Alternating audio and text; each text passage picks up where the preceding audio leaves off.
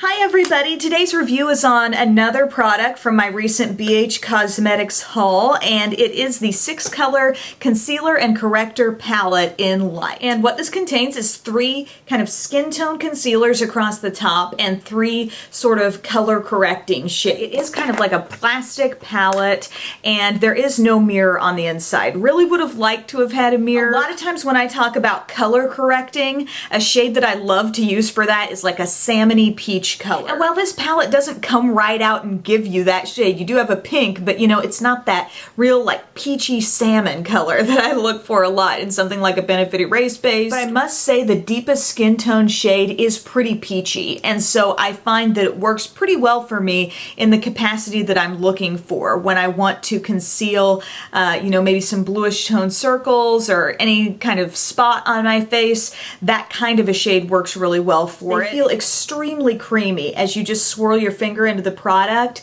but on your next transfer, whether you're transferring onto your hand just to do a swatch or, you know, on your under eye area, let's say, they do feel quite a bit more dry. For me, I feel like it's a fine line with products, right? I don't like them to remain super tacky on my skin when I'm using a concealer, but at the same time, I don't want them to go incredibly dry and accentuate the fine lines even more. I won't say it feels like it's completely going like cream to powder on me, you know, like it's not getting that dry, but it is getting quite a bit more dry once you apply it. One way you can kind of combat that is to try to really well moisturize your under eye, and also in your application use your finger. It can help it kind of mesh in with your skin a little bit better. As far as the color variety that's in here, for my skin tone, I feel like it's perfect. You know, I've got something that pretty well matches or is maybe a little bit more peachy, you know, like I mentioned, something that's, you know, just a hair lighter, and then something that totally works as a highlight up here.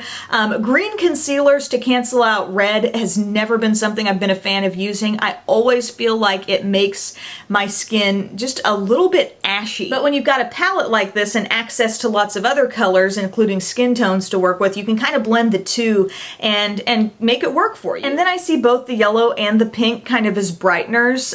You might find just with varying skin tones, one of those works a little bit better for you than the other, but they both are pretty much equally effective, I think, in brightening darkness that you might get right here in your innermost corner. You know, it just never looks as bright there. I first took the pink and I took that over some of my darkest areas on the inner parts of my eye, and then I kind of went over the entire under eye area and anywhere where I might tend to have some darkness or spots, and I used the deepest skin tone concealer again with my finger to just really pat that in and even out that whole area. And I do have some redness around my nose, so what I did was I did take some of the green there and then I layered on top of it some of the skin tone concealer, and I do feel like that did help combat the redness somewhat, but I still don't find the green to be super essential. I think any skin tone concealer seems to do the job for me that way. And then I used this lightest creamy shade as a highlight. I went down my nose, my brow bone area, Cupid's bow, chin. You know, I already had my foundation on and I felt like this step just kind of gave my face a little bit of extra dimension. I am really happy to say that I feel like I'm getting the proper coverage with this product and having all these different tones. You know, you may find you want to mix some of the correctors in the skin tone shades or mix some of these together. You know,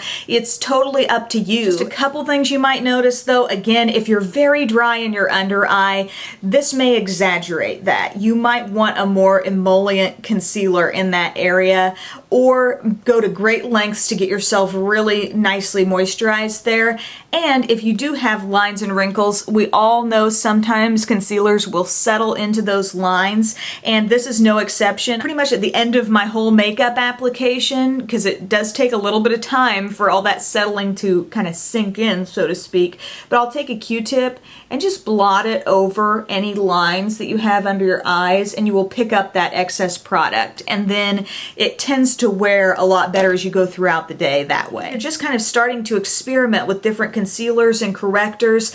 I think this could be a really good starting point. You could figure out what works best for you, and maybe, you know, if you're not even in love with the texture, you at least know what kind of tones you want to go after in the future, or you learn some different strategies on how they work best on your face. So I'm definitely pleased with the product and the value. Thank you guys so much for watching and requesting this review, and I'll see you next time. Bye. The little producer's sleeping on the job as usual.